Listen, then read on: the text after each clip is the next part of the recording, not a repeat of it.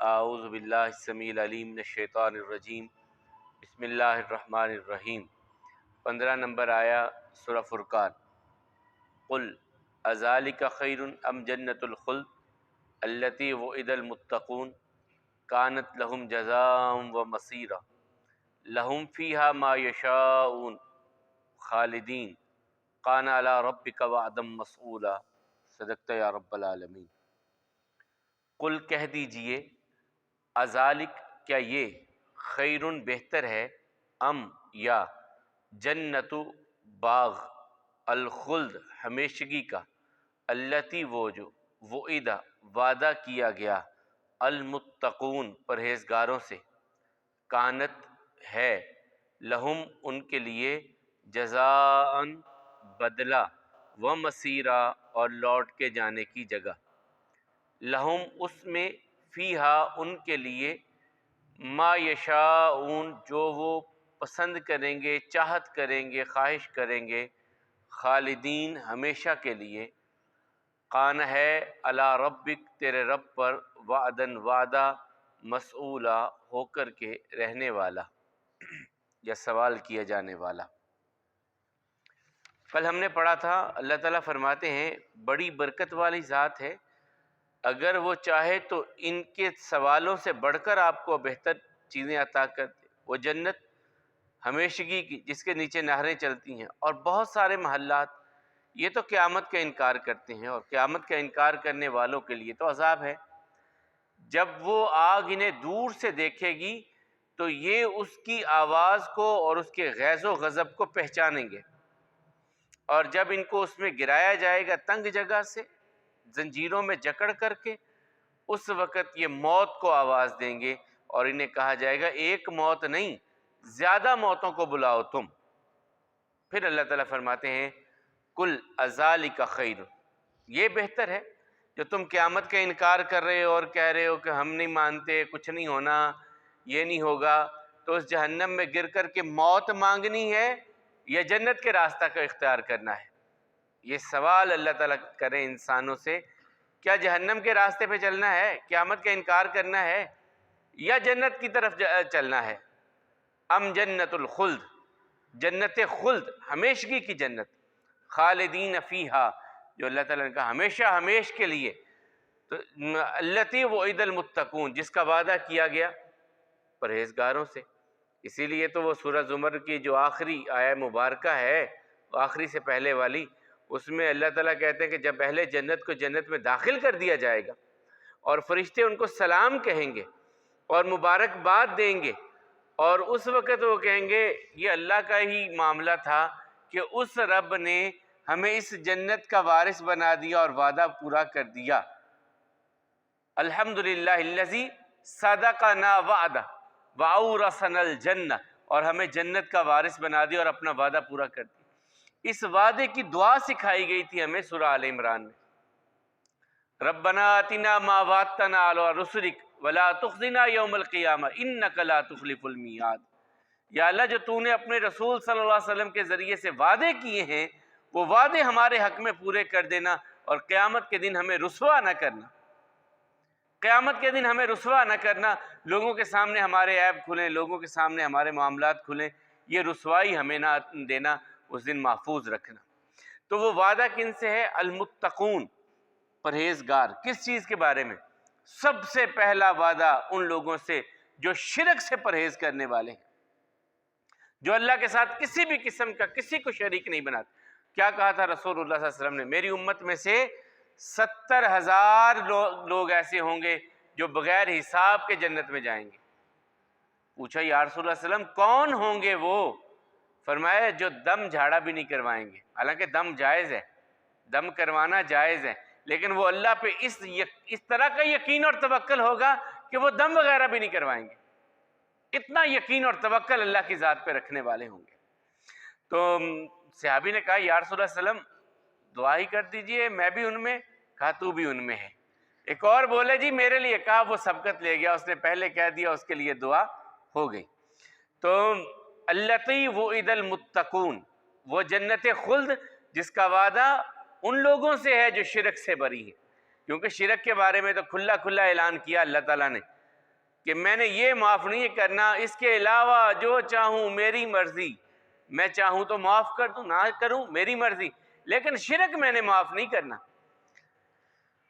قانت لہم جزاء و مصیرا، یہ ان کے لیے بدلہ ہوگا، ان کی نیکیوں کا بدلہ، جو 1 گنا 10 گنا سے بڑھا کر کے اللہ 700 گنا اور 700 گنا سے بھی بڑھا دے، یہ اس کی مرضی۔ و مصیرا، اور لوٹ کے جانے کی جگہ۔ لوٹ کے جانے کی جگہ کیا ہوئی؟ بندہ تو شام کو اپنے گھر لوٹ کے آتا ہے، وہ کہاوت بھی ہے نا، صبح کا بھولا شام کو گھر لوٹ آئے، لوٹ آئے، تو مصیر ہے لوٹ آنا۔ یہ کیا ہوا؟ آدم علیہ السلام کو اللہ نے جنت میں ٹھہرایا تھا نا، پھر جنت سے کہا کہ اب آئیں زمین پر، اب یہاں سے پھر واپس لوٹ کے جنت کی طرف جانا، یہ ہے مصیر۔ یہاں سے ان لوگوں کی بات بھی رد ہو جاتی جو کہتے ہیں، خاص طور پہ عیسائی جو کرسچینٹی ہے، ان کا نظریہ ہے کہ جنت وہ جنت نہیں تھی، یہ زمین پر باغ خلد لگایا گیا تھا شام کے علاقے میں، وہاں اللہ تعالیٰ نے آدم و حوا کو رکھا تھا۔ اور ہمارے ہاں بھی کچھ ایسے ہیں جو کہتے ہیں کہ ہاں واقعی ایسا ہی ہے، آدم کو یہاں پہ جنت بنائی گئی تھی شام کے علاقہ میں، وہاں رکھا گیا تھا۔ وہ کہتے ہیں اس کی وجہ کیا ہے کہ یہاں وہ کیوں نہیں ہے؟ وہ کہتے ہیں اس میں جو چلا جاتا ہے واپس نہیں آتا۔ اور بھائی وہ تو امتحان کے بعد کا معاملہ اللہ نے کہا ہے، امتحان سے پہلے کی بات تو نہیں کی۔ تو بہرحال یہ مصیر لوٹ کے جانے کی جو اللہ تعالیٰ کہہ رہے ہیں، میرا خیال ہے کہ یہ وہی معاملہ ہے کہ وہیں سے نکلے وہیں لوٹ کے جانا ہے۔ اگر وہاں وہ جنت خلد زمین کی ہوتی تو آدم کے سامنے فرشتوں کو، ابلیس کو قسمیں اٹھانے کی کیا ضرورت پڑی تھی، اس میں ہمیشہ ہمیشہ کے لیے رہو گے۔ اگر وہ زمین کی ہی ہوتی تو اس نے قسمیں اٹھا کر کے انہیں پھل کیوں کھلوا دیا؟ وہ تو کہتے ہیں یہ تو جنت ہے ہی زمین کی، یہیں پہ رہنا ہے۔ اور وہاں پہ اہبتو کے لفظ جو آتے ہیں وہ بھی چلیں، وہ لمبی بات جائے۔ لہم فیہا ما یشاؤون خالدین، اس جنت میں ان کے لیے ہر وہ چیز ہوگی جو وہ چاہیں گے، ان کی چاہت، ان کی خواہش۔ یہ آگے بھی ہم پڑھیں گے، وَلَكُمْ فِيهَا مَا تَشْتَهِي، جو تمہاری اشتہا ہوگی، من کی خواہش ہوگی۔ اور یہاں بھی فرمایا ما یشاؤون، جو تم چاہو گے۔ ہم کہتے ہیں انشاء اللہ، اگر اللہ نے چاہا، اسی سے یشاؤون، جو تم پسند کرو گے، جو تم چاہو گے وہ تمہیں مل جائے گا۔ اور وہاں پر وہ تو محنت مشقت بھی نہیں ہے نا، کہ انسان کو وہ جس طرح ہم سورہ دہر میں آگے جا کے پڑھیں گے، اللہ تعالیٰ کہتے ہیں کہ وہ پھل ہیں بہت لگے ہوئے، تو آپ کبھی باغ میں اکثر جاتے ہوں گے، تو یار وہ امرود جو پکا ہوا ہے نا وہ اوپر ہے بڑا خوبصورت، تو وہ ڈنڈا لاتے ہیں، اس سے اتارتے ہیں اس کو۔ اسی طرح آم کوئی بھی چیز ہے، تو اللہ تعالیٰ کہتے ہیں یہ اہل جنت کو یہ نہیں ہوگا یار وہ پکے ہیں، یہ نیچے نیچے کچے ہیں، وہ اترے نا۔ قطوفہا دانیہ، ہم پھلوں کو کہیں گے جھک جاؤ، ان کو کہیں گے جھک جاؤ۔ لباس پہنے یار نہ تو بدبو ہے اور نہ وہ پرانے ہوئے ہیں، نہ پھٹے ہیں، جی چاہے گا کہ یار اب تھوڑا سا موٹا ریشم پہنے نا ذرا، اب یار یہ موٹا پہنے کافی دن ہو گئے، اب تھوڑا سا باریک پہن لیں، اب یہ کنگن پہنے ہوئے ہیں، اب تو 3 مرتبہ سنار کے پاس زیور جائے تو اس کا جو کاٹ شاٹ کے جو سلسلے ہیں وہ ہیں ہی ایسے۔ اللہ تعالیٰ کہتے ہیں جنت میں تمہیں میں جو سونے اور چاندی کے کنگن پہناؤں گا، جب جی چاہے گا، تبدیلی بغیر کسی سنار کے جانے کے تبدیل ہو رہے ہیں۔ تو یہ جنت ہے ہی ایسی جگہ۔ اور کسی نے کہا کہ یار ایسی بات کہو کہ جنت کی ایسی نعمت کا ذکر کرو کہ بندے کا دل چاہے بس یار اب ٹائم نہ گزرے میں جنت میں چلا جاؤں۔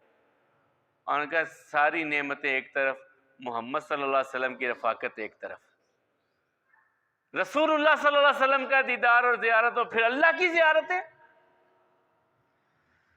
اللہ ہم سب کو جنت الفردوس عطا فرمائے۔ لہم فیہا ما یشاؤون خالدین، اس میں جو وہ چاہیں گے وہ ان کو ہمیشہ ہمیشہ ملتا رہے گا۔ اور یہی تو اللہ تعالیٰ نے کہا کہ اس کی نعمتیں نہ تو کبھی ختم ہوں گی، کہ یار اب یہ سیزنل چیزیں ہیں، اس سیزن کی اگلے سیزن میں نہیں، اگلے سیزن کی سردیوں والی گرمیوں میں، یہ سیزنل بھی نہیں ہے، اور یہ بھی نہیں ہے کہ سٹاک کم پڑ گیا، ایسا بھی نہیں ہے۔ قَانَ عَلَىٰ رَبِّكَ وَعْدًا مَسْئُولًا، یہ ایسا وعدہ ہے آپ کے رب کا آپ کے ساتھ جس کے بارے میں انسانوں کو اپنے رب سے سوال کرنا چاہیے، مانگتے رہنا چاہیے، سوال کرنا ہے۔ اسی لیے تو رسول اللہ صلی اللہ علیہ وسلم نے فرمایا کہ تم 3 مرتبہ جب اللہ سے مانگ لیتے نا یا اللہ جنت عطا کر دے، تو جنت بھی کہتے یا اللہ لکھ ہی دے کھاتے میں نام، جنت بھی جو ہے وہ آپ کے لیے دعا گو ہو جاتی ہے۔ تو اسی لیے پھر فرمایا تھا کہ جب مانگو تو پھر فردوس مانگنا، جب مانگنا ہی ہے تو مانگو تو فردوس مانگو۔ کیوں؟ فرمایا سقفھا عرش الرحمن، اس کی چھت رحمان کا عرش ہے، یعنی اللہ کے عرش کے نیچے یہ فردوس ہے، اس کا سوال کرو۔ اللہ ہم سب کو جنت الفردوس عطا فرمائے۔ قَانَ عَلَىٰ رَبِّكَ وَعْدًا مَّسْئُولًا، اور یہ آپ کے رب کے ذمہ سوال کیا گیا، ایک وعدہ ہے آپ کے رب کی طرف سے۔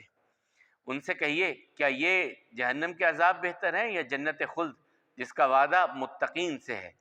ان کے لیے یہ بدلہ ہوگا اور لوٹ کے جانے کی جگہ ہوگی، اس میں ان کے لیے ہر وہ چیز ہوگی جو وہ چاہیں گے ہمیشہ کے لیے، اور یہ معاملہ ایسا ہے جس کا آپ کے رب سے سوال کیا جانا چاہیے۔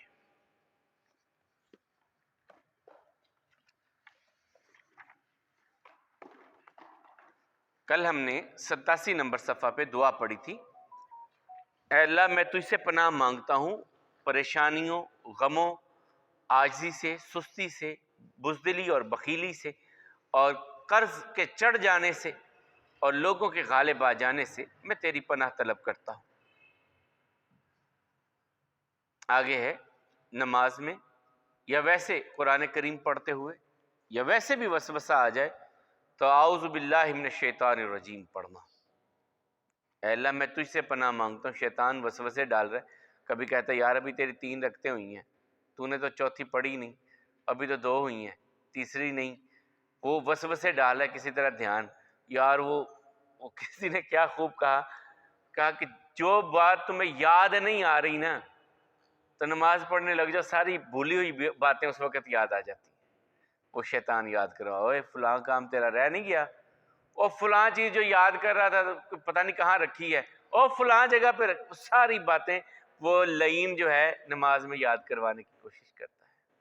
اس پہ ایک بڑا خوبصورت کلپ تھا، چھوٹا سا انہوں نے ویڈیو بنائی کہ مجنو جو ہے، ایک بندہ نماز پڑھ رہا ہے صحرا میں اور مجنو اس کے آگے سے گزر رہا ہے، اور بعد میں وہ نماز مکمل کر کے اسے روکتا ہے، کہتا ہے اوئے میں نماز پڑھ رہا تھا تجھے پتہ نہیں چلا میرے آگے سے گزر رہا ہے، تو کیسی نماز پڑھ رہا تھا؟ میں لیلا کے عشق میں اتنا گم تھا مجھے پتہ ہی نہیں چلا تو نماز پڑھ رہا تھا۔ تو نماز کس طرح کی پڑھ رہا تھا کہ تجھے پتہ چل رہا تھا کون گزر رہا ہے کون نہیں گزر رہا؟ نماز ایسے پڑھ کے پتہ ہی نہ چلے، یاری پکی لگی ہوئی ہو اور جو ہے وہ باتیں سیدھی سیدھی ہو رہی ہوں اور ادھر سے جواب آ رہے ہوں۔ حدیث قدسی نہیں ہے، رسول اللہ صلی اللہ علیہ وسلم فرماتے ہیں ادھر بندہ کہتا ہے الحمدللہ رب العالمین، اوپر سے جواب آتا ہے حمدنی عبدی۔ یہ باتیں ہو رہی ہوں، کسی پیارے کا فون آ جائے تو بندہ کہتا سب کو کہتا چپ ہوئے مجھے بات کر لینے دو، تمہارے شور شرابے میں مجھے سمجھ نہیں آ رہی، تو ادھر وہ لگی ہوئی ہو اور بندہ دائیں بائیں ادھر ادھر، پھر کیسا؟ تو اے اللہ میں آپ سے پناہ مانگتا ہوں شیطان مردود کے معاملہ میں، اور بائیں طرف 3 مرتبہ دھتکار دے، یہ نبی کریم صلی اللہ علیہ وسلم نے فرمایا۔ اللہ کم الحاکمین ہم سب کو صحت اور ایمان والی زندگی عطا فرمائے، کمیوں کوتاہیوں سے درگزر فرمائے۔ اقول قولی ھذا والحمد للہ، استغفر اللہ لی ولکم۔